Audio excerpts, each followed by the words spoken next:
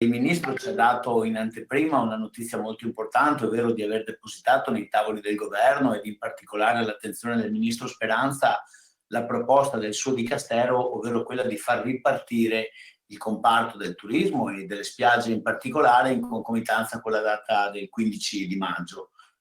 Questa è sicuramente una notizia molto importante che abbiamo accolto con grande ottimismo, in particolare sulla costa veneta. Dopo il Consiglio dei Ministri, l'incontro tra Unioncamere Veneto e Garavaglia ha dato un esito rassicurante sull'avvio della stagione estiva. I numeri della costa veneta sono molto importanti, rappresentano il 50% di quello che è il primato nazionale della nostra regione, autentico motore turistico d'Italia, e quindi era importante dare un segnale in concomitanza con la Pentecoste, ovvero con il primo appuntamento di vacanza. La necessità di avere date certe per la ripartenza è stata più volte sottolineata dagli operatori, già attrezzati dallo scorso anno, ma che devono comunque pianificare e dare la possibilità di prenotare. L'anno scorso è stato fatto un grandissimo sforzo di monitoraggio e di controllo dei flussi, perché ricordiamolo, non c'è solo il tema delle distanze e della sanificazione, ma c'è anche quello del tracciamento dei dati.